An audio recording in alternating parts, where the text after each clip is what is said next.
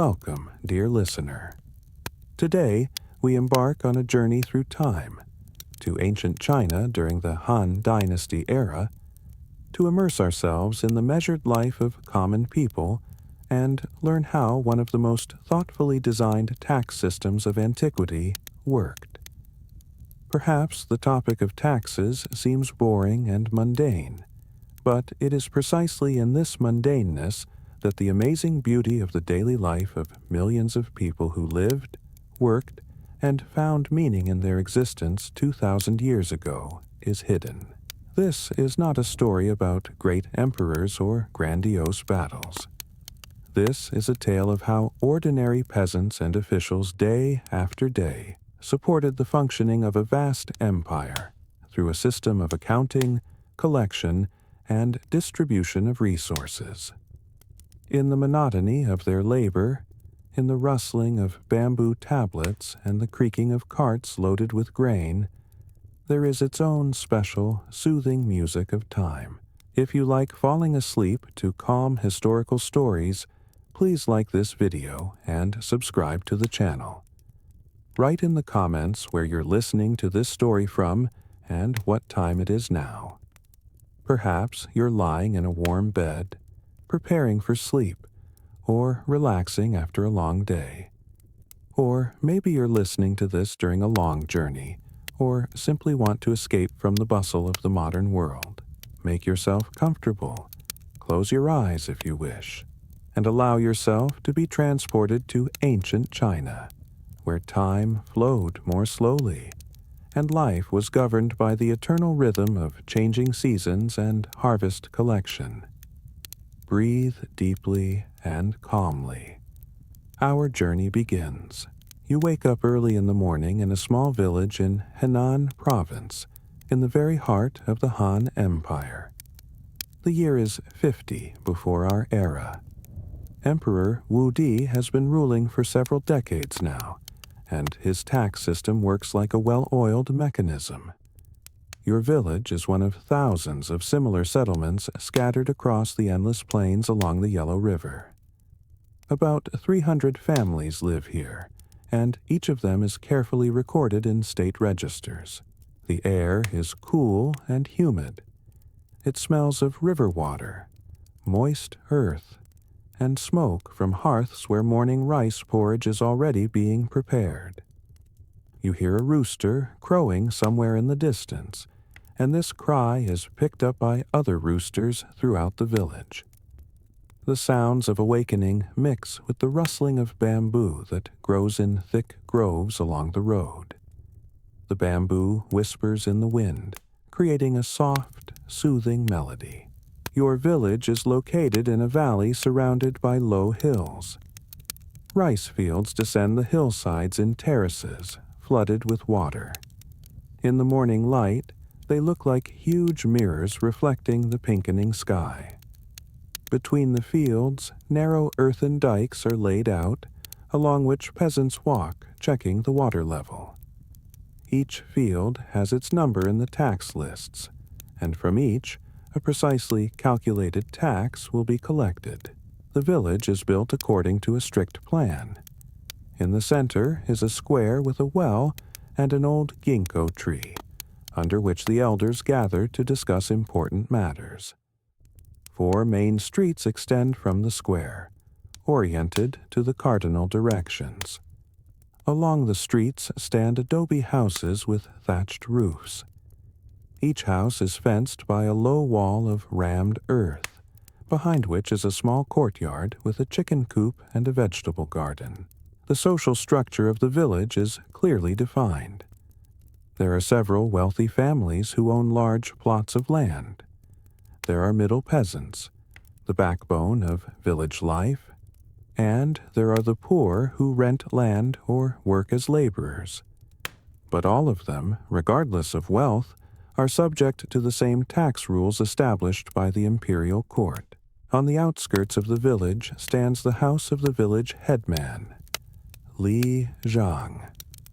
This is the largest building in the village, with a tiled roof and carved wooden columns. Next to the house is a granary, where tax revenues are stored before being sent to the county center. The granary is guarded day and night because the loss of tax grain is a crime punishable by death. You feel the trampled earth of the village street under your bare feet. It's still cold from the night dew, but soon the sun will warm it, and dust will begin to rise from every step. This earth remembers generations of your ancestors who walked on it, carrying on their shoulders the weight of the tax burden and hope for a good harvest. The air carries the smell of burning brushwood and boiled rice. From behind the adobe walls come the voices of awakening people, the crying of infants, the lowing of buffalo. Somewhere a watermill wheel creaks. Village life begins with sunrise, and each new day brings its own concerns and obligations. You see a peasant coming out of a neighboring house with a hoe on his shoulder. He bows to you, and you respond in kind. Politeness and observance of rituals are an important part of village life. Everyone knows their place in the social hierarchy, and this orderliness gives a sense of stability and predictability. On the horizon, where the rice fields end, you can see a road leading to the county town. Tax collectors arrive along this road, and collected grain and fabrics are taken away along it. The road is a connection to the outside world, to the state machine that demands its share from every piece of cultivated land. The sun rises higher, and its rays begin to gild the thatched roofs. Shadows become shorter.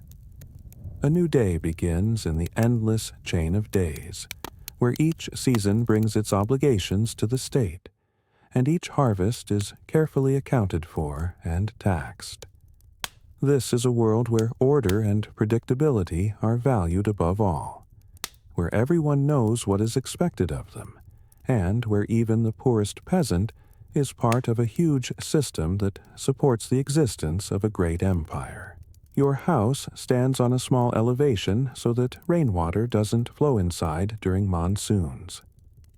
This is a typical peasant dwelling of the Han era, a rectangular structure of rammed earth with a wooden framework. The walls are thick, almost an elbow's width, which helps keep cool in summer and warm in winter. You remember how your father and uncles built this house many years ago, ramming the earth layer by layer in wooden forms. The roof is covered with rice straw, laid in a thick layer and secured with bamboo poles. The straw rustles in the wind, creating a soothing sound like a whisper. Every few years, the covering needs to be renewed, and this is always done together when neighbors help each other. Swallows nest under the eaves. Their chirping fills the house with life from early spring to late autumn. The entrance door is made of thick planks held together with iron strips. It creaks on wooden hinges, and this creak has become part of the sound landscape of your life. The threshold is high, so that evil spirits cannot penetrate the house. You step over it, and find yourself in the semi-darkness of the main room. The floor is earthen, but rammed so hard it has become almost like stone. In the center of the room is a hearth lined with stones. Above the hearth hangs an iron cauldron, blackened from years of use. Smoke from the hearth rises upward and exits through an opening in the roof, simultaneously smoking the wooden beams and protecting them from insects. Along the walls stand low clay sleeping platforms, kang, inside which run smoke ducts from the hearth. In winter, these platforms heat up, and it's warm to sleep on them even on the coldest nights. In summer, mats made of rice straw are spread on the kang, which pleasantly cool the skin. On one of the platforms, quilts stuffed with cotton are neatly folded. These too are recorded in the tax lists as part of the family's property. In the corner of the room stands a wooden chest bound with iron. The family's most valuable things are stored in it: festive clothing, a few copper coins wrapped in cloth, land documents, and, most importantly, tax receipts from previous years. These receipts are written on bamboo strips with ink and certified with the village headman's seal. Without them, it's impossible to prove that taxes have been paid. Bunches of dried garlic and red pepper hang on the walls. Their sharp smell mixes with the smell of smoke and creates the special aroma of home. In another corner stand large clay jugs with grain. This is a reserve in case of crop failure and for paying taxes. The jugs are sealed with clay so that mice and moisture cannot penetrate. The windows are small, covered with oiled paper. They let in soft, diffused light that creates an atmosphere of calm and coziness in the house. In winter, the windows are closed with wooden shutters, but now, in warm weather, they are open, and fresh air and sounds of village life penetrate through them. Next to the main room is a small storeroom where agricultural tools are kept: hoes, sickles, flails for threshing grain. All these tools are also subject to accounting when determining the family's tax status. Officials know that a family with a complete set of work tools is capable of working more land and, accordingly, paying more taxes. In the courtyard, enclosed by a low adobe wall, there are several utility buildings. The chicken coop is woven from bamboo and plastered with clay. Chickens strut importantly around the yard, scratching the ground in search of worms and grains. Their eggs are an important part of the family's diet, but they too are accounted for in taxation. Next to the chicken coop is a pigsty where a black pig grunts. The pig is fattened for the new year, but part of the meat will have to be given as tax. In the far corner of the yard is a shed under which firewood and straw are stored. The smell of dry wood and straw fills the air, especially after rain. In the center of the courtyard grows a peach tree. In spring, it is covered with pink flowers, and in summer, it gives sweet fruit. Under the tree stands a stone slab that serves as a table in warm weather. Here, the family gathers for meals when it's too hot in the house. At the courtyard gate is a small altar to the guardian spirits of the house. Incense always burns on the altar, and its sweetish smoke mixes with other yard smells. Every morning you offer a prayer to the spirits, asking them to protect the house and for a good harvest that will allow you to pay all taxes without difficulty. Beyond the gates begins the village street, along which neighbors pass, carts drive by, and cattle are driven to pasture. Your house is one of many similar houses, but for you it is the center of the universe, the place where you were born and where you hope to die. Passing it on to your children along with all the tax obligations associated with owning land and property. The environment dictates the rhythm of life. The rainy season brings moisture for rice fields, but also dampness to the house. The dry season makes fieldwork easier, but requires constant irrigation. Each season has its tax obligations. In spring, labor duty on irrigation works; in summer, grain tax from the first harvest; in autumn, the main tax from the annual harvest; in winter, deliveries of firewood and coal for state needs. You leave the house and survey your small world. Everything here is familiar to the smallest detail. Every crack in the adobe wall, every stone in the yard, every branch of the peach tree. This is a space sanctified by tradition and the labor of generations, a place where your ancestors lived and died, dutifully paying taxes to the Han Empire and finding in this measured life their meaning and purpose. The morning begins with preparing simple food. You kindle a fire in the hearth using dry straw and a few chips. The smoke stings your eyes, but you've been used to this since childhood. Water is poured from a clay jug into the iron cauldron, and while it boils, you measure out a portion of rice with a wooden measure. This measure is an important item in the household because it's also used to measure grain for paying taxes. Rice is the basis of your diet. You eat it 3 times a day, and every grain counts. The state takes approximately 1/3 of the harvest as tax, so you have to economize. Rice is cooked to the state of thick porridge, zhou. A little salt is added to it, and sometimes on holidays, a piece of dried fish or a few slices of salted vegetables. On a wooden shelf along the wall stand clay pots of different sizes. One stores salt.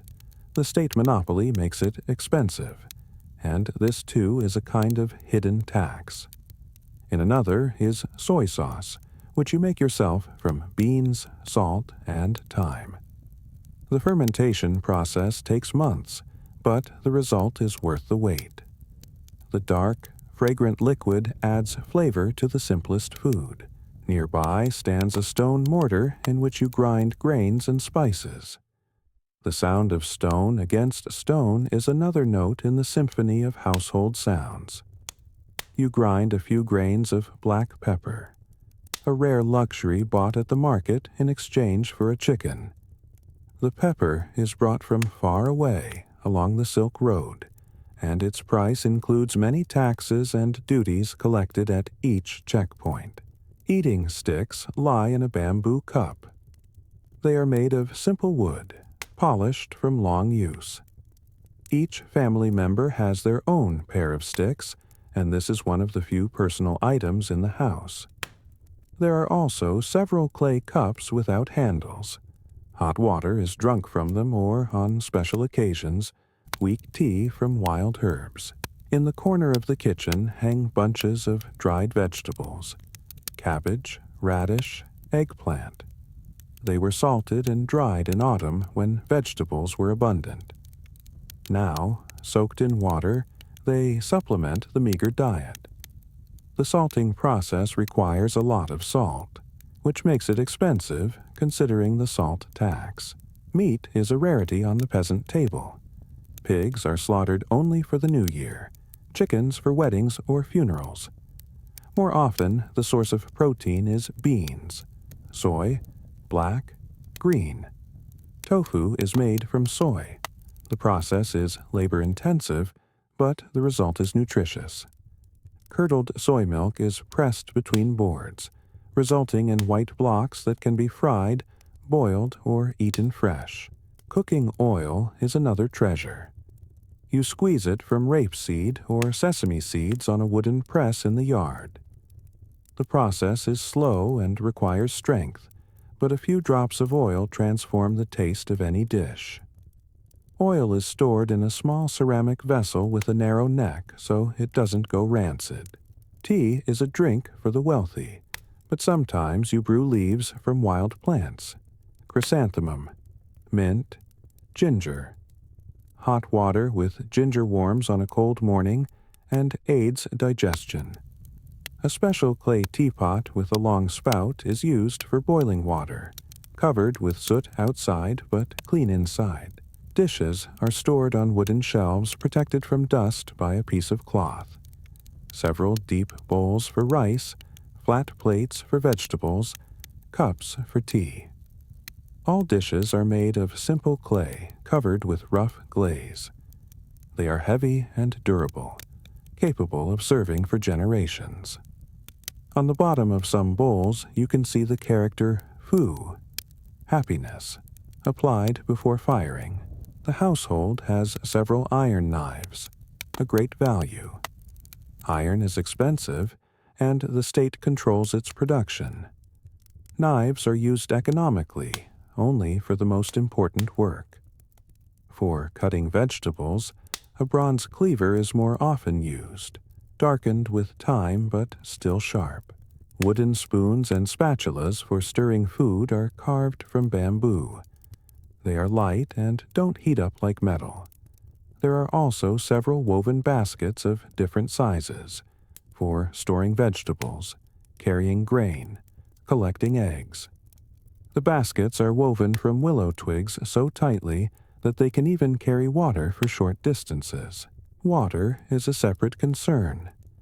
Every morning you need to bring several buckets from the village well. The buckets are made of wood held together with bamboo hoops. They are heavy when full, and the yoke cuts into your shoulders. But without water, it's impossible to cook, wash, or water the garden. Even water is in a sense taxed. The village pays a special fee for using the well. Spices and seasonings are stored in small ceramic jars with tight lids. Ginger, garlic, green onions, the flavor base of most dishes. There's also a little Sichuan pepper that leaves a tingling on the tongue, and dried chili that adds heat. Each seasoning is used economically by pinches. Large clay jugs buried in the ground in a cool corner of the house are used for storing food. Grain and beans can be stored in them for months without spoiling. The lids of the jugs are sealed with clay and marked with characters indicating the contents and storage date. This is important for accounting. Tax inspectors can check reserves and compare them with the declared harvest. At meals, the family gathers around a low wooden table. Everyone knows their place. Father at the head, mother to his right, children by age. Before eating, a short prayer of gratitude to spirits and ancestors is said. They eat in silence, concentratedly, not leaving a grain of rice in the bowl. What the earth gives is earned through hard labor and partly belongs to the state. So wastefulness is unacceptable. After eating, dishes are washed in a wooden basin with water heated on the hearth. Ash and sand are used for cleaning. They scrub grease and dirt well. Clean dishes are air-dried and put away on shelves. Food scraps go to the pig or chickens. Nothing is wasted in a peasant household where every resource is accounted for and taxed.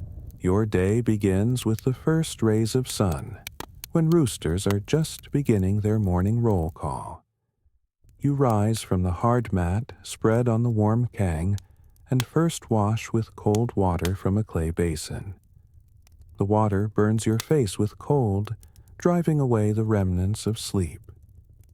This awakening is the same as your fathers, grandfathers, and great-grandfathers. The rhythm of life hasn't changed for generations. After a light breakfast of rice porridge, you go out to the yard to check the animals. The pig needs fresh water and slop. The chickens need a handful of grain. Every grain counts because from the harvest you need to set aside part for taxes, part for seeds, part for food, and only the remainder can be fed to the animals. You count in your mind, figuring whether the reserves will last until the new harvest. Today you need to work in the rice field. You take the hoe, its wooden handle polished by the palms of many generations, the iron blade sharpened and oiled against rust. You hang a basket for weeds on your shoulder, tie yourself with a rope so your back won't hurt, and set off for the field. The road to the field passes by other yards. Neighbors are also going out to work. You nod to each other, exchange short greetings. Everyone knows where each person is going. Fields are distributed among families according to tax lists, and each cultivates their plot. But during big work, sowing or harvesting, neighbors help each other, knowing they too will be helped in return. Your field is on the second terrace of the slope. To reach it, you need to climb a narrow path between flooded plots. Feet slip on wet clay. You have to balance so as not to fall into the water. Young rice shoots have already appeared above the surface, forming a green carpet. but weeds are sprouting between them that need to be pulled. You roll up your pants above the knees and enter the warm water. Silt squelches under your feet. Soft mud seeps between your toes. This sensation is familiar since childhood. Cool water and warm silt. The smell of algae and young rice. You begin methodically pulling weeds, moving along even rows. The work is monotonous but requires attention. You need to distinguish young rice shoots from weeds, not damage the roots of cultivated plants, not miss a single weed. Your back starts aching after an hour, but you continue working. The sun rises higher, it becomes hot. Sweat floods your eyes. Your shirt sticks to your back. By noon, you take a break. In the shade of a large tree at the edge of the field, you unwrap a bundle with lunch. Cold rice wrapped in leaves, some salted vegetables, a boiled egg. You wash it all down with water from a bamboo flask. The food is simple, but after the morning's work it seems extraordinarily tasty. After resting for half an hour, you return to work. The afternoon sun burns even stronger, but the work must be finished. Every unweeded weed is a loss of harvest, and that means problems with paying taxes. You continue moving across the field, row by row, until you've gone through the entire plot. By evening, the basket is full of weeds. You take them to the edge of the field where they will dry and become fertilizer. Nothing is wasted in this closed cycle of peasant life. Even weeds will find their use, returning to the earth and providing food for new plants. On the way home, you stop at the irrigation canal to check the water level. The canal system is the lifeblood of the village, and all residents are responsible for maintaining it. Once a year comes the duty, labor tax, when all men are called to repair dikes and clean canals. This is hard work, but necessary for survival. Returning home, you wash with water from a wooden tub. The dirty water is poured into the garden. Even it doesn't go to waste. After washing, you put on a clean shirt and sit in the yard to rest. The sun is setting, painting the sky in pink and orange tones. Swallows dart through the air, catching evening insects. Your wife prepares dinner. The children help her. They bring water, fan the fire in the hearth. The eldest son is already old enough to work in the field, and soon his name will be entered in the tax lists as an able-bodied family member. This means an increase in the tax burden, but also additional working hands. After dinner, there's a little time left before dark. You use it for small household jobs, sharpening the hoe with a whetstone, fixing a leaky basket, checking grain reserves in jugs. Each of these tasks is important for keeping the household in order. When it gets completely dark, the family gathers around the hearth. By the light of an oil lamp, a small clay vessel with a wick, your wife mends clothes. The needle flickers in her hands, patching holes and reinforcing seams. Clothes must serve long. New ones can only be afforded on big holidays. Children listen to stories told by grandfather. He speaks of times of his youth, of great floods and droughts, of how taxes changed under different emperors. His voice is monotonous and soothing, and the younger children begin nodding off. Before sleep, you go out to the yard one last time. You check that the chickens are locked in the coop, that the gates are closed. Stars shine in the sky, bright and close. Somewhere in the distance, a dog barks. Other dogs throughout the village answer it. Then silence falls again, broken only by the chirping of cicadas. Going to bed, you think about tomorrow. You'll need to check another field, fix a dike that's started leaking. In a week, the tax collector will come to check the condition of the crops and Clarify the size of future payments. You'll need to show him the fields, answer questions, perhaps treat him to tea so he'll be favorable when making assessments. Falling asleep on the hard mat, you hear your wife's breathing nearby, the children's snuffling, your old father's snoring behind the thin partition.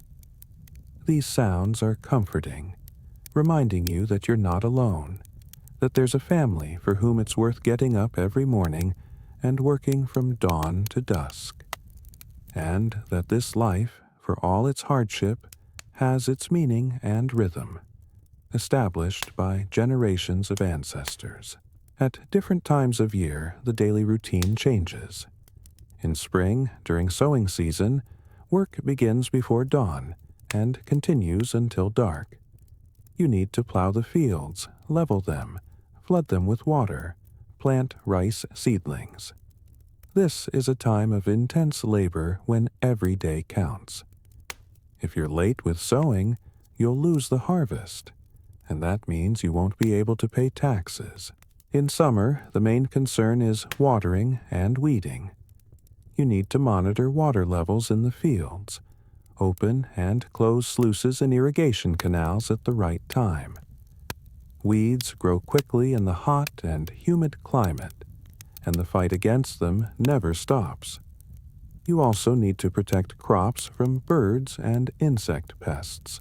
Autumn is harvest time, the most stressful period of the year. Rice must be cut when the grains are fully ripe but before the rains begin. Everyone works, men, women, children. They cut stems with sickles, tie them in sheaves, carry them to the threshing floor. They beat out grain with flails, winnow it, separating it from husks. Then the grain is dried on mats in the sun, constantly stirring. After harvesting, tax collectors come. They carefully measure the collected grain, separate the state's share. This is an exciting moment. Will there be enough remaining grain to feed the family and for seeds for the next sowing? Tax grain is loaded onto carts and taken to the county center. You watch as the fruits of your labor are taken away, and console yourself with the thought that you've fulfilled your duty to the state. Winter is a relatively calm time. The main field work is finished, but there are many other tasks. You need to repair agricultural tools, prepare seeds for spring sowing, stock firewood. Also in winter comes the turn of labor duty. Men are called to build roads, bridges, state buildings. This too is a form of tax. Only you pay not with grain, but with your own labor. Besides work in the field, there are many household chores. Women weave cloth from hemp and silk. Part of it will also go to pay taxes. The process is long. You need to grow hemp or raise silkworms, process fibers, spin threads, weave fabric. The sound of the loom is a constant background of village life. Children are taught to work from an early age. They herd buffalo, collect brushwood, help in the garden. Boys learn fieldwork from their fathers. Girls learn housework from their mothers. Education is available to few. Only children of wealthy families can afford to learn literacy from the village teacher. Once every 10 days is a day off, market day. You can go to the nearest town, sell surplus vegetables or eggs, buy salt, iron goods, maybe a piece of cloth for a holiday. At the market, you meet acquaintances from other villages, exchange news, learn about prices and tax changes. In the evenings, when the main work is done, there's time for simple pleasures. Old men play checkers using stones and a board drawn on the ground. Young people sing songs, accompanying themselves on simple musical instruments. Sometimes traveling actors or storytellers come to the village, and everyone gathers in the square to listen to stories about heroes of the past. But even rest is often connected with work. Women, sitting together, spin threads or embroider. Men weave baskets or tie nets for fishing. A peasant's hands know no rest. There's always something that needs to be done, repaired, prepared. So the days pass, seasons, years. Life flows according to an established routine of centuries, where every action has its time and place. Work is hard but familiar. Taxes are burdensome but inevitable. And in this predictability, in this eternal cycle of work and rest, sowing and reaping, there is its own harmony and peace. In your village, everyone knows their place in the complex system of social connections. In the morning, leaving the house, you first meet your neighbor Wang Lao Er, second old Wang. You bow to each other, and the depth of the bow is precisely calculated. He's 10 years older than you, but you own a larger plot of land. These invisible scales of status and age are constantly present in every interaction. The social structure of the village is like a tree with many branches. At the top is the village headman, Li Zhang. He's chosen from the wealthiest and most respected families, and he serves as an intermediary between the village and county administration. When decrees about new taxes or labor duties arrive, he announces them in the village square. His word carries weight, but the responsibility is great. For tax shortfalls, he might be punished first. Under the headman are the group leaders, each responsible for 10 households. They maintain order, resolve minor disputes, collect taxes from their group of 10. Your group leader is Zhang Da, a sturdy middle-aged man with a loud voice. When he knocks on your courtyard gate with a bamboo stick, you know, it's time to pay the next installment or go to public works. Families in the village are connected by a complex network of kinship relations. There are several large clans tracing their lineage to common ancestors. You belong to the Li clan, and this means mutual support and mutual obligations. When your cousin needed help building a new house, the whole clan came to help. When your son's wedding comes, they'll come to you. Relations between neighbors are regulated by unwritten rules passed down from generation to generation. You cannot refuse a neighbor's request to borrow salt or help lift a fallen cow. But you also can't abuse others' kindness. Someone who constantly asks and gives nothing in return will start being avoided. The balance of mutual services is maintained as carefully as the balance of water in rice fields. Conflicts happen over water for irrigation, over plot boundaries, over livestock damaging crops. First, they try to resolve the matter peacefully, with the mediation of elders. If that doesn't work, they turn to the headman. As a last resort, they can go to the county court, but this is expensive and risky. Judicial officials take bribes, the process can drag on for months, and the decision isn't always fair. Therefore, they try to resolve disputes within the village. Women occupy a subordinate position, but their role in maintaining the social fabric of the village is enormous. They exchange news at the well, help each other during births and illnesses, arrange marriages for their children. Matchmaking is a whole art where you need to consider the social status of families, the size of the dowry, compatibility of characters. Your wife is already looking at girls of suitable age for your eldest son. Children learn the rules of social behavior from an early age. They know who to bow low to, who to nod slightly to, how to address elders, how to behave in the presence of officials. These rules are absorbed with mother's milk and become second nature. To violate them means to lose face, and this is worse than material losses. Craftsmen occupy a special place in the social hierarchy. The blacksmith, carpenter, potter. They don't cultivate land, but their services are necessary to all. Blacksmith Liu is an important figure in the village. He forges and repairs agricultural tools, makes nails and brackets. For his work, he takes grain or labor. You help him in the field, he fixes your hoe. These exchange relations are also strictly accounted for, though not subject to direct taxation. There are also marginalized people in the village: beggars, cripples, orphans. The community cares for them, but they're at the very bottom of the social ladder. They're given shelter in abandoned huts, fed with leftovers from holiday tables, used for the dirtiest work. Their existence reminds everyone what can happen to those who lose land and family.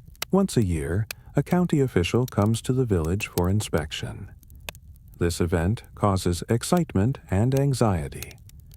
Everyone hurries to put their houses and yards in order, prepare gifts, not bribes, of course, but signs of respect: a chicken, a basket of eggs, a jug of homemade wine.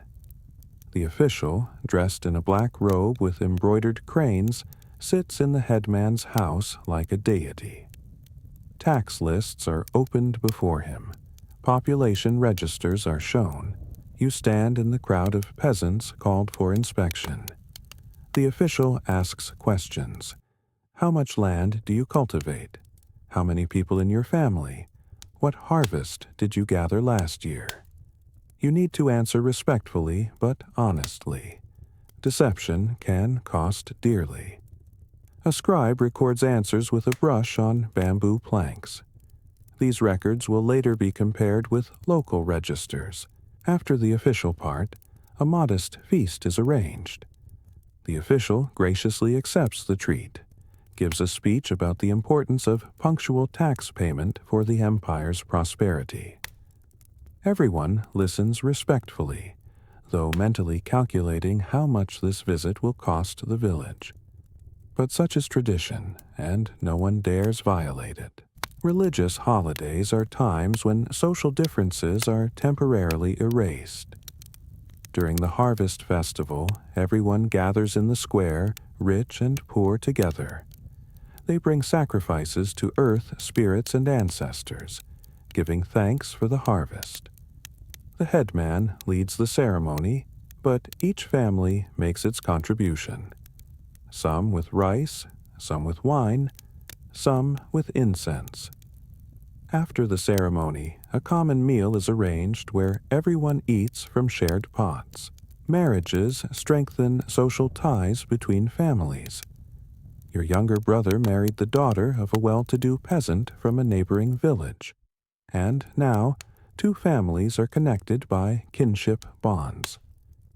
This means mutual support in difficult times, help with field work, joint resistance to unfair levies. The more such connections a family has, the stronger its position. Elders enjoy special respect. Their word is weighty when resolving disputed issues. Your father, who has lived 70 years, remembers the times of 3 emperors and can compare the tax policy of each. People come to him for advice on how best to distribute water between fields or when to begin sowing. His experience is a valuable resource for the entire community. Educated people are rare in the village. The son of well-to-do peasant Wang studied at the county school and can read and write. Now he helps the illiterate compose petitions and read official decrees. For this he's paid, not much, but enough not to work in the field. His position is ambiguous. On one hand, he's still a peasant. On the other, his literacy gives him special status. Social mobility is limited but not impossible. A hard-working family can accumulate enough to buy additional land. A successful marriage of a son can raise the family's status. But more often the opposite happens. Crop failure, illness of the breadwinner. Too high taxes lead to loss of land and sliding into poverty. Therefore, Everyone clings to their place in the social hierarchy like a lifeline. In the evening, sitting in the yard, you observe neighbors returning from the fields. Each goes their own way, but they're all parts of one whole, the village community connected by invisible threads of mutual obligations, kinship, traditions.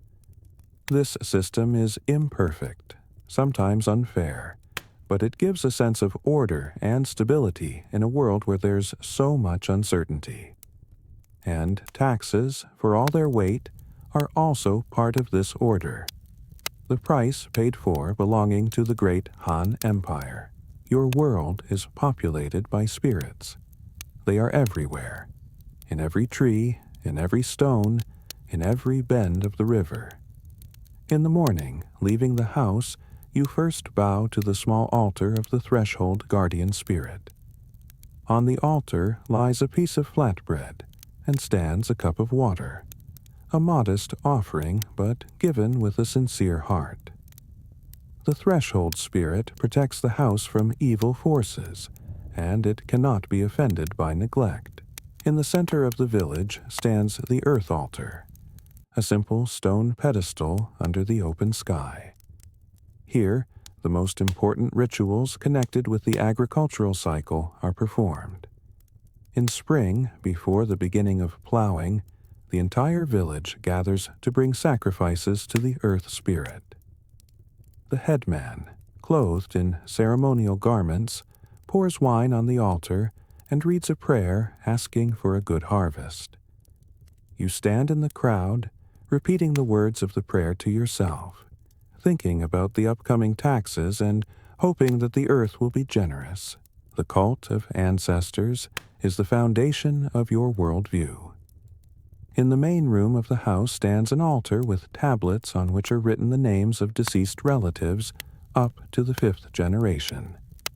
Every morning and evening you light incense before them. Place a bowl of rice. Bow. Ancestors watch over the living, help in difficult moments, but can also punish for unrighteous behavior or failure to fulfill filial duty. Especially important are days of commemoration. On the festival of pure brightness, the whole family goes to the cemetery located on a hill behind the village.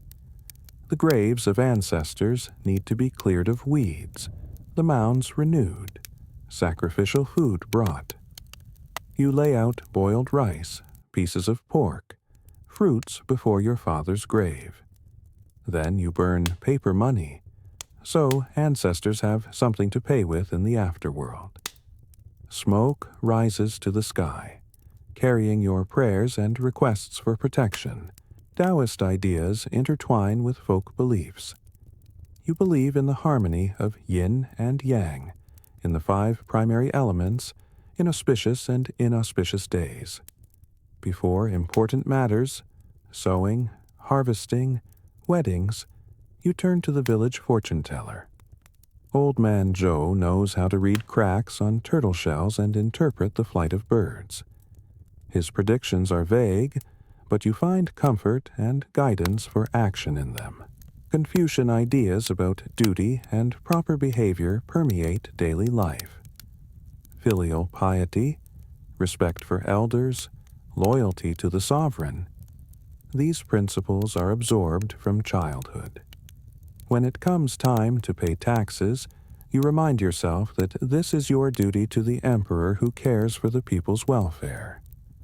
Even if taxes seem excessive, to openly grumble means to disturb the harmony between ruler and subjects. Folk holidays mark the turning points of the year. The spring festival is a time of renewal, when evil spirits are driven away with noise and fire. You, together with other village men, beat drums, wave torches, shout to frighten demons of disease and crop failure. After purification, you can begin a new agricultural cycle with a clean slate.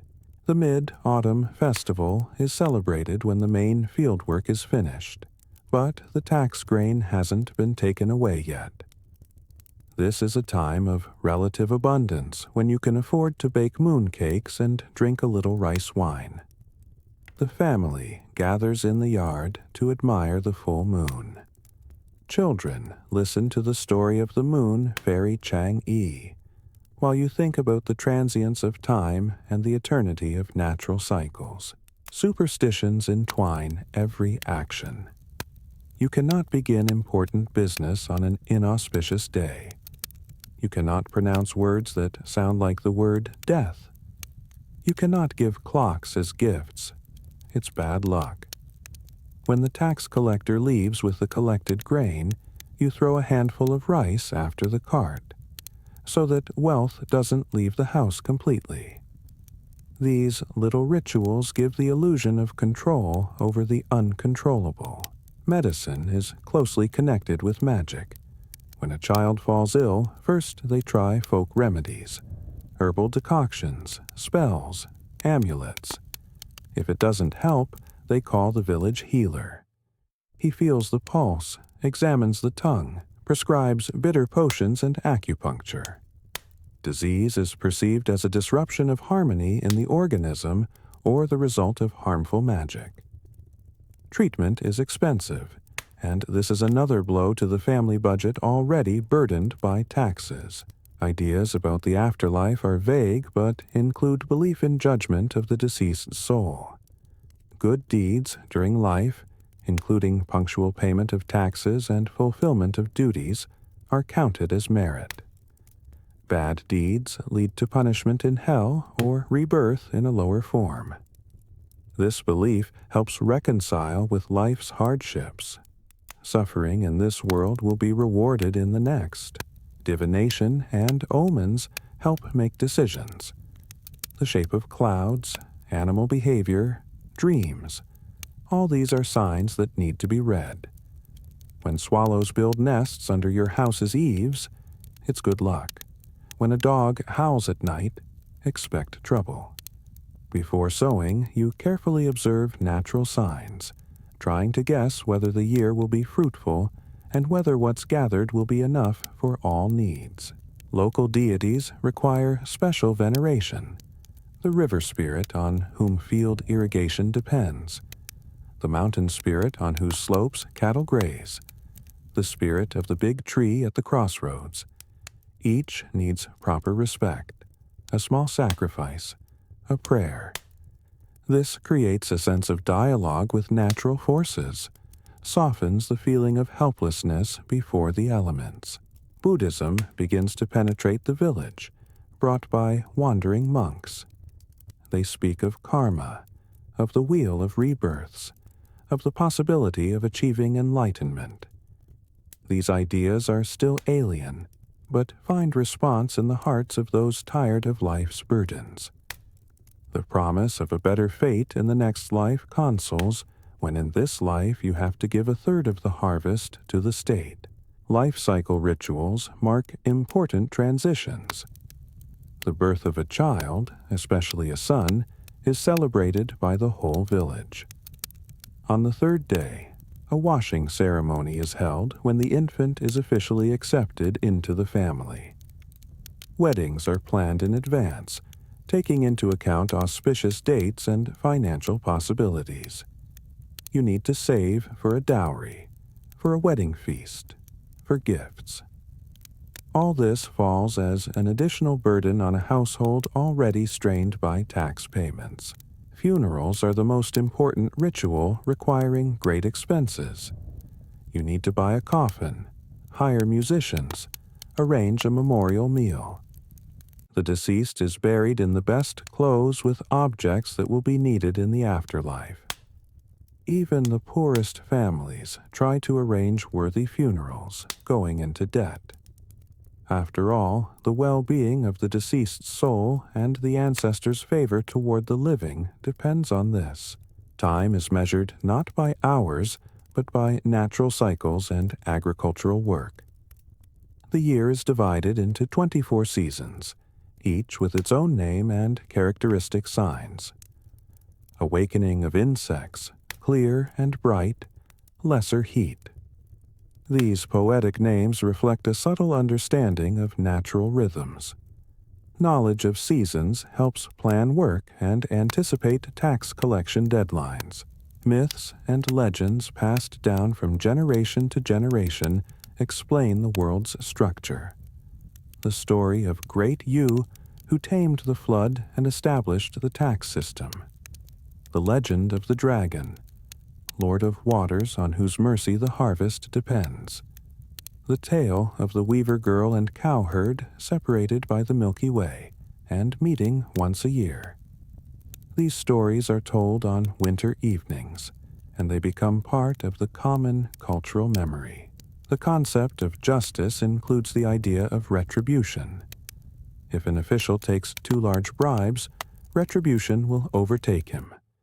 If not in this life, then in the next. If a rich man offends the poor, his family line will wither. This belief helps accept injustice, gives hope for higher justice unavailable to earthly courts. Rituals create a sense of community. When the whole village gathers to pray for rain or to drive away locusts, individual differences are temporarily erased. Everyone, from the headman to the last laborer, is united by a common goal. These moments of unity are especially valuable in a society divided by property and social barriers. Taboos regulate behavior no less strictly than written laws. You cannot point at a rainbow with your finger. The finger will rot. You cannot count money after sunset. Wealth will leave. You cannot sweep the house on the first day of the new year. You'll sweep away luck. These prohibitions seem irrational, but they create the structure of everyday life, give a sense of control. The attitude toward power is ambivalent. The emperor is the son of heaven, mediator between people and higher forces. His virtue ensures harmony in the empire. His vices cause natural disasters. But the specific officials you have to deal with are often greedy and cruel. This duality is expressed in the saying, "Heaven is high, the emperor is far away." The concept of fate occupies a central place in the worldview. Everyone has their own fate predetermined at birth. But fate can be improved by good deeds, observance of rituals, accumulation of merit. Punctual payment of taxes is also a way to improve karma, to show heaven your virtue. Even if it's hard, even if it seems unfair, nature is perceived as a living organism with which you need to be in harmony. When cutting forest for a new field, you leave several trees for spirits. When diverting water from a river, you ask forgiveness from the river deity. This animation of the world creates a sense of connection with all existence, responsibility before natural forces. Fear of chaos makes order valued, even imperfect order. Stories about turbulent times between dynasties when there was no firm power and tax system are told with horror. Bandits on roads, famine, epidemics. This is what lawlessness brings. Therefore, even burdensome taxes are perceived as the lesser evil compared to anarchy. Belief in the cyclical nature of time gives hope. After drought will come rains, after crop failure, abundance after a harsh ruler, a merciful one. Dynasties replace each other like seasons, and each begins with good intentions and low taxes. Then appetites grow, the burden becomes unbearable, and heaven takes away the mandate from the degenerate dynasty. But while the Han Dynasty is strong, one can only endure and hope. Dreams are considered messages from another world. To see a dragon in a dream means good luck in affairs. To see a deceased father, he wants to communicate something. You remember last night's dream, a huge field of ripe rice, ears bending under the weight of grain. A good sign, you think. Maybe this year you'll manage not only to pay all taxes, but also set aside something for a rainy day. Music and songs express what's hard to say in words. There are songs for different work, for planting rice, for harvesting, for threshing. Their rhythm helps work in harmony. Their words speak of eternal themes, the hardship of labor, hope for harvest, love for native land. There are also satirical verses about greedy officials, but they're sung only in a narrow circle, fearing informants. The concept of harmony permeates all spheres of life. Harmony in the family where everyone knows their place. Harmony in the village where the balance of mutual obligations is observed. Harmony with nature that gives the harvest. Harmony with the state that protects from external enemies in exchange for taxes. When harmony is disturbed, expect trouble. In the evening, after dinner, you sit in the yard and look at the stars. Somewhere there, in the capital, the emperor too looks at this same sky. Between you are thousands of li of distance and an insurmountable social chasm. But you're connected by invisible threads of duty and responsibility. He rules, you pay taxes. He maintains order in the empire. You maintain order on your small plot of land. And there's its own harmony in this, its own rightness, sanctified by centuries of tradition. A peasant's life in the Han era is a constant struggle with difficulties. You wake up in the middle of the night from the rumble of thunder. Rain drums on the thatched roof, and you think anxiously about the rice fields. Too much water is as dangerous as drought. If the dikes don't hold, water will wash away the young shoots, and then there will be nothing to pay taxes with.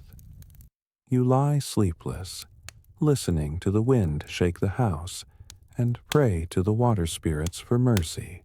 In the morning, as soon as it dawns, you hurry to the fields. Your fears are justified. Water has broken through the earthen dike in several places. Muddy streams have rushed to the lower terraces, washing away neat beds. You call the neighbors, and together you begin emergency repairs. Bare feet slip in mud. Hands go numb from cold water, but you can't stop. Every hour of delay is lost harvest. Problems with taxes. Diseases are a constant threat. In the rainy season comes river fever, malaria.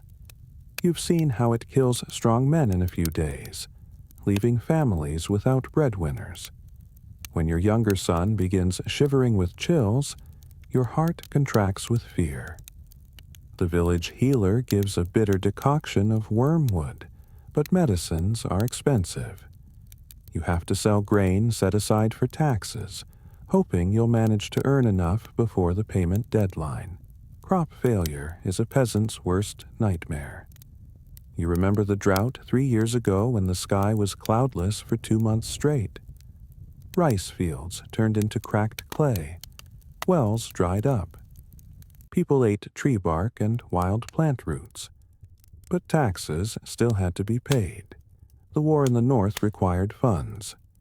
Many families sold their land for next to nothing and went to work as laborers for wealthy landowners. Wild animals are becoming fewer, but they still pose a danger. Boars come out of the forest and ravage gardens. Monkeys steal fruit. And last winter, an old and hungry tiger wandered into the village. It carried off a dog and frightened everyone to death. You had to organize a hunt, armed with spears and torches. The killed tiger's skin was sold to a passing merchant, and the money went to pay an additional tax for road repair. Bandits are another trouble. When taxes become unbearable, some peasants go to the mountains and engage in robbery. They attack tax collectors, rob travelers, sometimes raid villages. After such a raid last year, a neighboring village lost all the harvest collected for taxes. Authorities had to collect an additional levy from surrounding villages, to compensate for losses. Fires happen regularly, especially in the dry season. Thatched roofs ignite like gunpowder. You remember how 5 years ago half the village burned down. Fire jumped from house to house faster than people could carry out property. Your family lost everything except what they managed to grab in the first minutes. Rebuilding the house had to be done by the whole community, going into debt that you're still paying off. Insect pests can destroy crops no worse than drought. Locusts come in clouds, blocking the sun.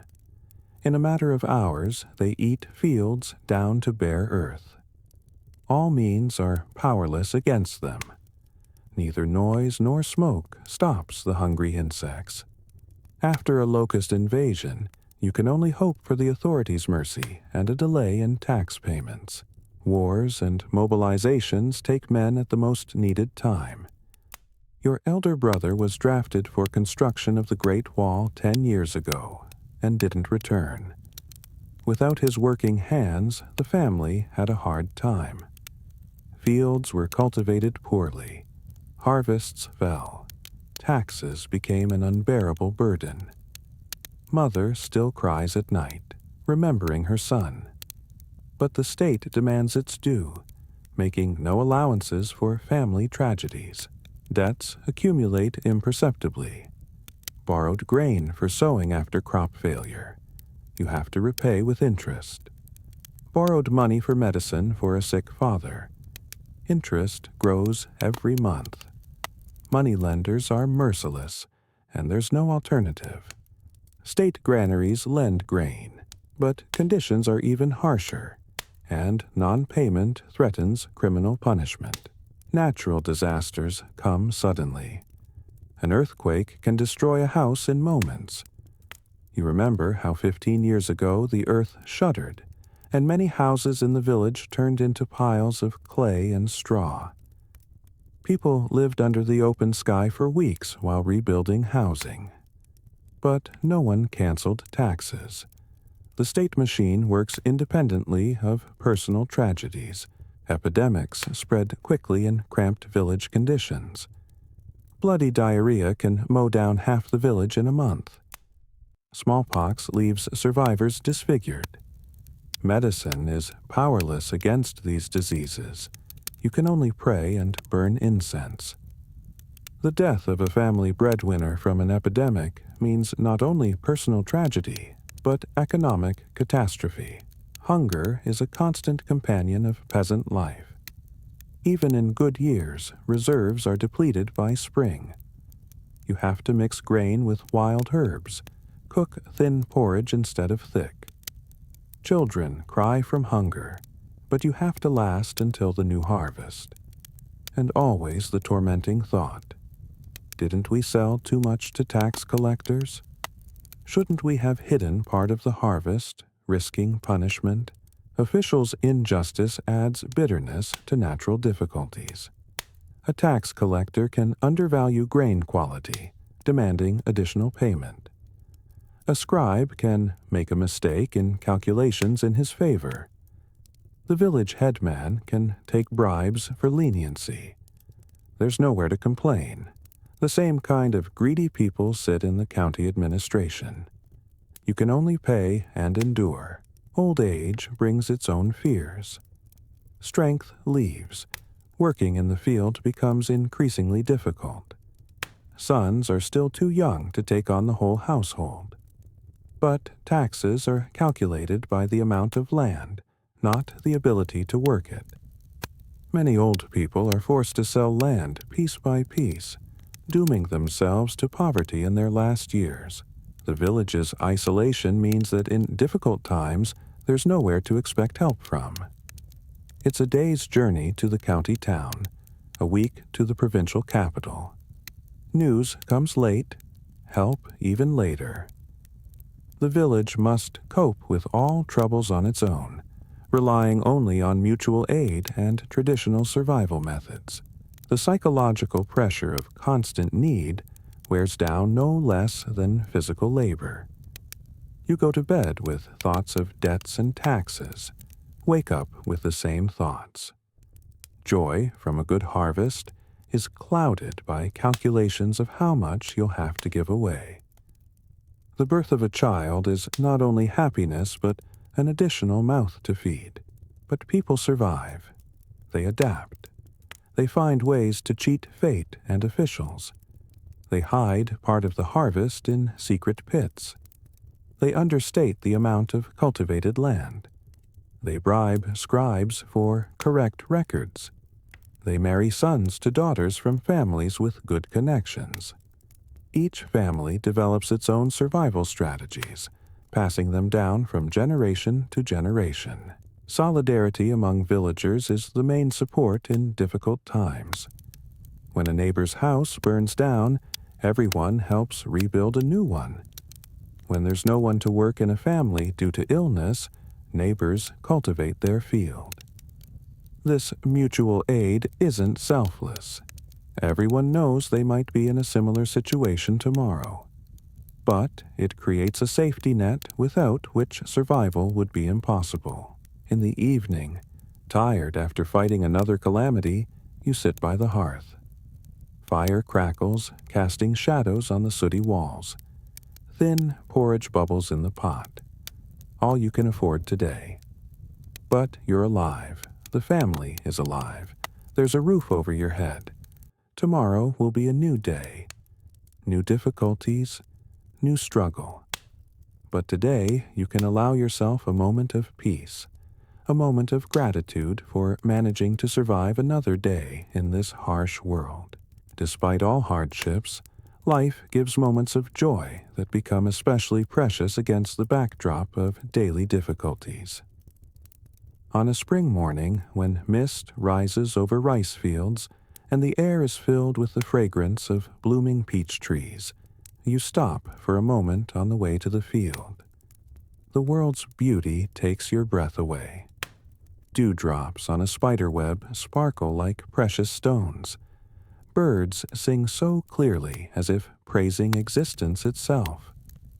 In such moments, you forget about taxes and debts. The Lantern Festival brings real magic to the village. After paying New Year taxes, some funds remain for celebration. Children make lanterns from the paper and bamboo sticks, painting them with red and gold patterns. In the evening, the whole village comes out onto the street with lit lanterns. Little lights sway in the darkness, creating the illusion of a starry sky descended to earth. Your youngest son proudly carries a fish-shaped lantern, his eyes shining with delight. This radiance is worth months of hard labor. Fishing at the village pond is one of the few pleasures available for free. On a rare day off, you take a bamboo fishing rod, dig up some worms, and head to the water. You sit on the bank watching the float made from a goose feather.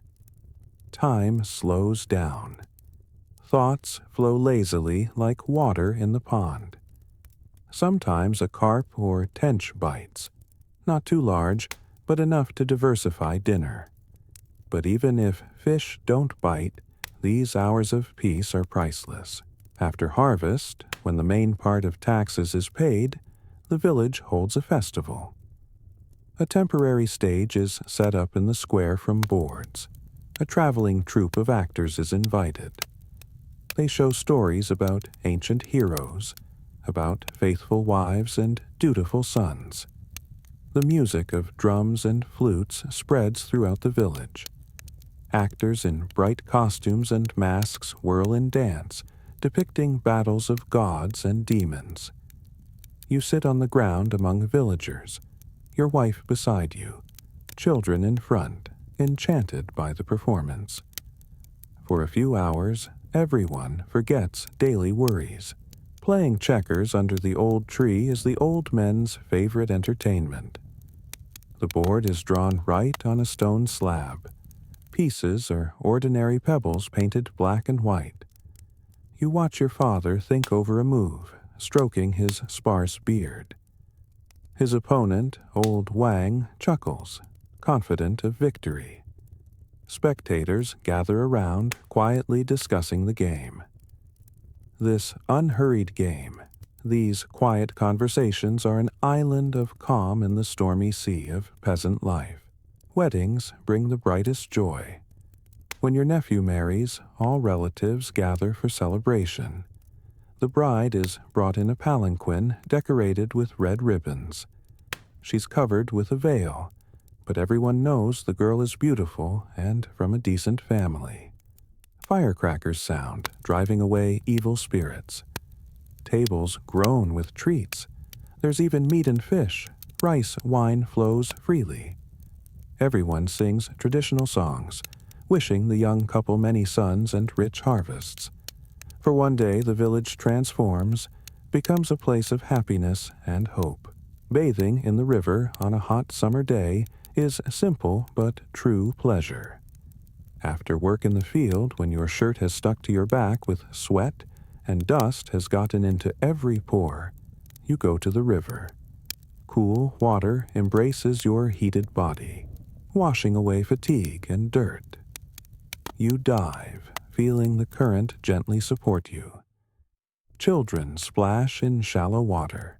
Their laughter carries over the water. Even buffalo who've come to drink seem content, standing belly deep in water. Stories from a traveling merchant are a window to the big world. Once a month, an old man with a box of small goods passes through the village. But more valuable than needles and thread are his stories. He tells of distant cities where houses rise 3 stories high, of deserts in the west where people with red hair live, of the sea in the east, blue and boundless. Children listen with open mouths. Adults pretend to be busy, but also listen. These stories expand the boundaries of the small village world. The first fruits of the new harvest bring special joy. When early vegetables ripen in the garden, when peaches swell in the orchard, when the first rice matures, each of these moments is celebrated quietly in the family circle. A fresh cucumber, crisp and juicy, seems tastier than any delicacy. A peach warm from the sun, sweet juice running down your chin. What could be better? These simple gifts of the earth remind you why it's worth working day after day. Work songs turn monotonous labor into something greater. When women thresh rice together, they sing in time with the flail strikes. Ancient melodies passed down through generations tell of love and separation, hope and patience. Voices merge in harmony. Work proceeds smoothly. Time flies unnoticed. You pass by and involuntarily smile, infected by their good mood. Finding unusual objects adds variety to routine. You're plowing a field and suddenly the plowshare hits something hard. You dig and find an old coin from the time of a former dynasty, green with age, or a beautiful stone of unusual shape, resembling a dragon. These little treasures are kept at home as talismans, reminding that the earth is full of mysteries and wonders. The birth of a grandson is happiness exceeding all difficulties. When your eldest son's wife gives birth to a boy, joy overflows your heart. Here he is, the continuer of the line, the one who will care for ancestors' graves when you're gone. You hold the tiny body in your arms, feeling its warmth, its fragility. In this moment, all taxes, all life's hardships seem justified. For the sake of this little person, it's worth getting up every morning and working until you sweat. Full moon nights have special magic. When the moon rises huge and bright, flooding the village with silver light, sleep doesn't come. You go out to the yard and just stand, looking at the sky. Tree shadows are clear as in daytime, but the world looks transformed, fairy tale-like. Crickets play their endless melody. Somewhere far away, a dog barks and falls silent. On such nights, it's easy to believe that spirits and fairies wander the earth, that miracles are possible. Teaching grandchildren simple skills brings quiet joy. You show a boy how to properly hold a hoe, how to distinguish a weed from a cultivated plant.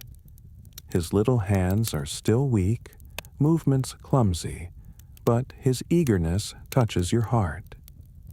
You show a girl how to weave a basket from willow twigs. She concentrates intently, sticking out the tip of her tongue. Passing knowledge to a new generation gives a sense of immortality, continuation of yourself in children and grandchildren. Rare gifts of fate are remembered for years. Once a passing official whom you helped fix a broken cartwheel gave you a silk scarf for your wife. She still keeps it, taking it out only on big holidays. This piece of luxury in a sea of homespun hemp reminds that sometimes fate is generous even to simple peasants. The lotus blooming season turns the village pond into a paradise garden. Pink and white flowers rise above the water on slender stems. Their fragrance fills the air. You come here at dawn when petals are still covered with dew. Frogs croak in reed thickets. Dragonflies flutter over the water. The beauty is so perfect, you forget everything in the world. Even thoughts of the upcoming tax inspector's visit retreat before this spectacle. Children's games in the yard fill the house with life. Grandchildren play catch the dragon, running after each other with squeals and laughter. Or they sit in a circle and play with pebbles, tossing them and catching them on the back of their palms. Their carefree nature is contagious. Looking at them, you remember your own childhood when the world seemed huge and full of wonders, and the word tax was just an incomprehensible adult term. The taste of the season's first watermelon is a real celebration. You cut the striped fruit, and red pulp spurts juice. Sweetness fills your mouth. Seeds crunch pleasantly on your teeth. The whole family gathers around, everyone gets a slice. Juice runs down chins. Children laugh, showing each other tongues red with juice. This simple pleasure, available even to the poorest, brings more joy than many a rich feast. Quiet evenings with your wife after the children are put to bed are full of special closeness. You sit together on the house threshold, watching the sunset fade. There's no need to talk. Over years of living together, you've learned to understand each other without words. Sometimes she puts her head on your shoulder, and you feel the warmth of her body, the scent of her hair. In these moments, you understand that despite all difficulties, life hasn't been lived in vain. A successful joke that made the whole village laugh can lift spirits for weeks. Like that time when a drunk tax collector fell into the pond while chasing a duck he wanted to confiscate. He climbed out, all covered with slime, solemnly declaring that the duck turned out to be state property. The laughter was so loud, it frightened all the birds in the area. Even the official himself couldn't help but laugh in the end. Such moments show that humor is the best medicine for life's hardships. Mastery in some craft brings satisfaction that goes beyond practical use. You've learned to weave especially strong baskets, and now neighbors come to you with orders. Each basket is a small work of art, combining functionality and beauty. When you see your basket serving people for years, you feel the pride of a craftsman who created something lasting in this world of impermanence. Moments of solidarity with villagers warm the soul. When the whole village gathers to help a widow work her field, when men together repair a bridge over a stream, when women jointly prepare treats for a holiday, in these moments you feel part of something greater. Yes, everyone pays taxes individually, but they survive only together. Rare news of distant relatives brings joy. A letter from a cousin who left for the provincial capital is read aloud to the whole family several times. He writes that he got a job as an assistant in a shop, that city life is hard but interesting. These messages expand the boundaries of your world, give hope that somewhere life can be different. Recovery after serious illness feels like a second birth. When fever finally breaks and you can get up from bed, the world seems renewed. Sunlight is brighter, air fresher. Simple porridge tastes better than any delicacy. Your wife cries with relief. Children timidly peek into the room. You're weak as a kitten, but alive. And that's the main thing. There's strength to continue the struggle for existence. Watching natural phenomena gives moments of pure delight. A rainbow after a storm stretched across the entire sky. A flock of cranes flying in formation south. Falling stars on an August night. These spectacles are free, available to all, and they remind of the world's beauty and grandeur of which you're a part. Simple rituals of everyday life create a sense of stability. Morning tea drunk unhurriedly before starting work. Evening washing of feet in a basin of warm water. Prayer to ancestors before sleep. These small islands of order in life's chaos give strength to continue day after day. Successful trading at market can lift spirits for a whole week. When you manage to profitably sell a basket of eggs or a bundle of vegetables, getting enough to buy salt and oil with a small remainder, you feel like a real merchant. The scales may be laughable compared to real traders, but the joy from a successful deal is genuine. Completing a big task brings deep satisfaction. When the last sheaf is removed from the field, when a new roof is completely covered with straw, when the last measure of tax grain is sent to the headman's granary. These moments of completion give a sense of fulfilled duty, overcome trial. Spontaneous moments of beauty happen unexpectedly. A butterfly that lands on your hand while working in the field. The song of an invisible bird in bamboo thickets. The play of light and shadow on rice field water. These instants can't be planned or bought. They come as gifts from heaven to those able to notice them. Conversation with intelligent people enriches the soul. An old teacher from a neighboring village sometimes stops by for tea. His stories about ancient sages, his reflections on life's meaning make you think about things beyond daily concerns. After such conversations, the world seems deeper and more interesting.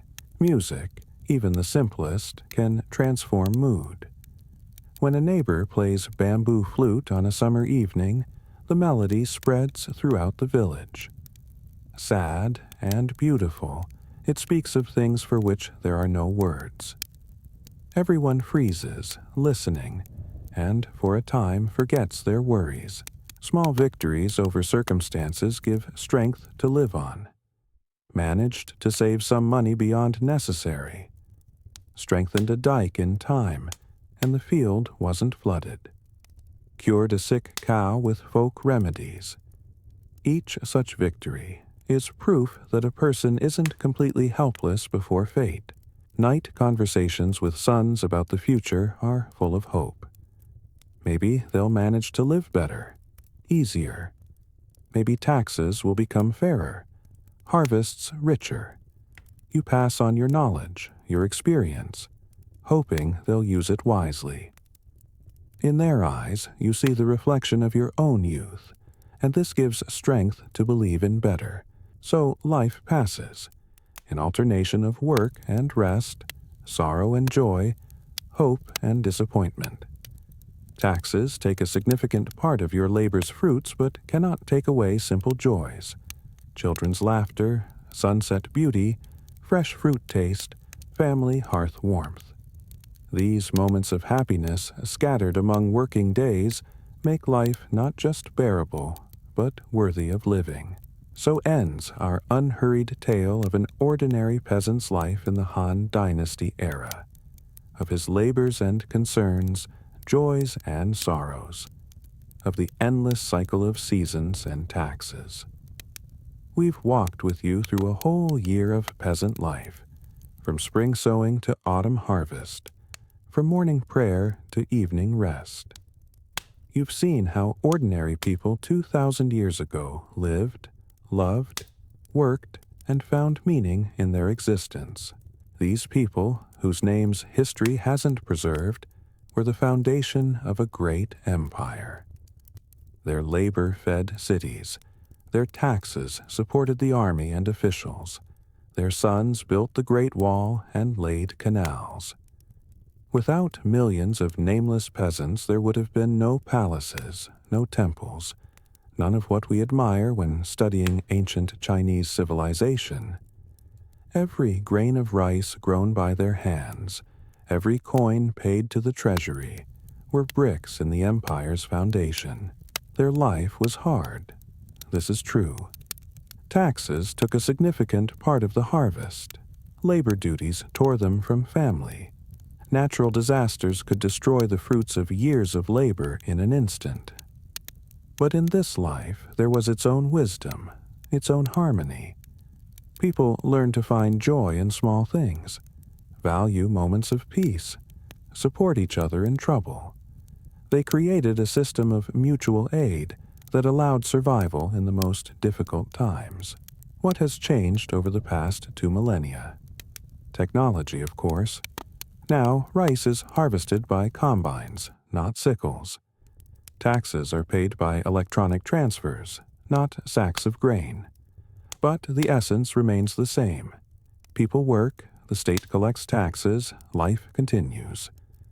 A modern office worker giving a third of their salary as taxes isn't so far from an ancient peasant giving a third of the harvest. Simple joys remain too. Children's laughter, nature's beauty, family hearth warmth. We still find happiness in small things, still support each other in difficult times, still hope for a better future for our children. Forms have changed, but human nature has remained the same. Perhaps, listening to this story, you felt kinship with those distant people. Perhaps their patience and resilience will inspire you in your own trials. Perhaps their ability to find joy in simple things will help you look at your own life anew. After all, we're all links in the endless chain of generations, each carrying its burden and finding its joys. Now, as our story comes to an end, imagine how evening descends on an ancient Chinese village. The day's work is finished, dinner eaten, children put to bed. A peasant sits on his house threshold looking at the stars. Somewhere far away, in the capital, the emperor too perhaps looks at this same sky. Between them are thousands of li of distance and an insurmountable social chasm. But under these eternal stars, they're both simply people living their only life as best they can. Let this image stay with you. A person tired after a working day, finding a moment of peace under the starry sky. His life is hard but not meaningless. His joys are simple but sincere. His existence may seem insignificant against the backdrop of great history, but it's precisely from such lives that the fabric of human civilization is woven. Thank you for spending this time with us, traveling to the distant past. May your sleep be peaceful as the life of those ancient farmers was. Measured, predictable, filled with labor and simple joys. May you dream of rice fields flooded with water and reflecting clouds, bamboo groves rustling in the wind, and ancient villages where life flows according to the eternal laws of seasonal change. Good night, dear listener. May morning bring you new strength and new hopes as it brought them to the Han Dynasty peasant 2,000 years ago.